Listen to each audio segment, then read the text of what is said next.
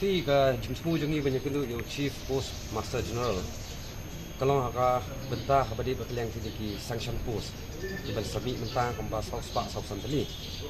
Te yei ba ki kriteria bagi bu hang tu bakam bala long haki benar ba ada pro. Te kalong ba ki bu ba ya kini ketika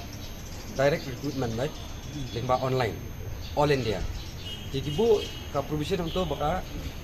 local language kalam dai Hindi ba ka English. Dia banyak compare ke video ni ya ki marks kamu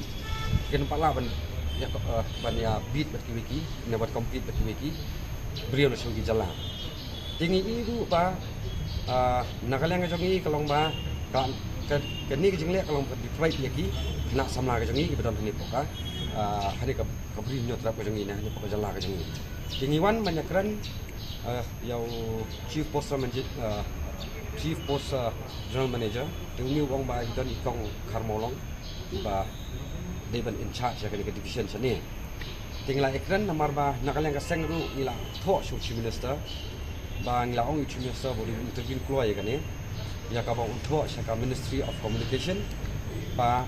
kin atlang ya ki language, pemut komunikasi tin khasi tin garu moh hani ke benta hani ke region te nakalia ka sang inum song klikti dai ngila ai kata ka jingmot saka government ding ba ka jing tho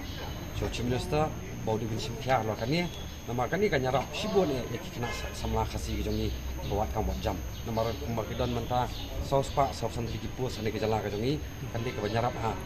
na ka jongi dia tak kan orang bangi sawan banyak ya kendo ya ni chief poster general manager ini mentah kita le extension bak sanction post bagi ayo komba sau san jika sakat ya ke recruitment tak kenal shop begin cut recruitment ni wan banyak kendo ini komba slow down the process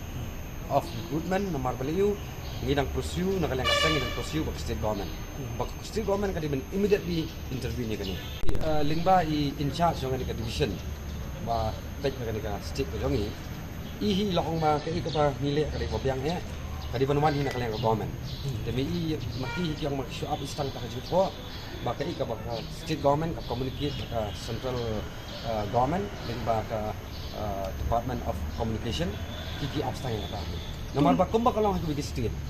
iyo objective sai ba ke state government ka state government ko jong ka Mizoram atau Manipur Tripura itu ke state ada boleh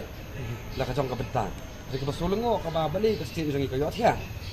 Kita kadang ke mansi nak kalian ke jongi hapun ke Yothia. Bala government ni kamle yang hari ndak sini nak try ni nak kalian ke seng di mansi yang macam dah boleh kelak ini.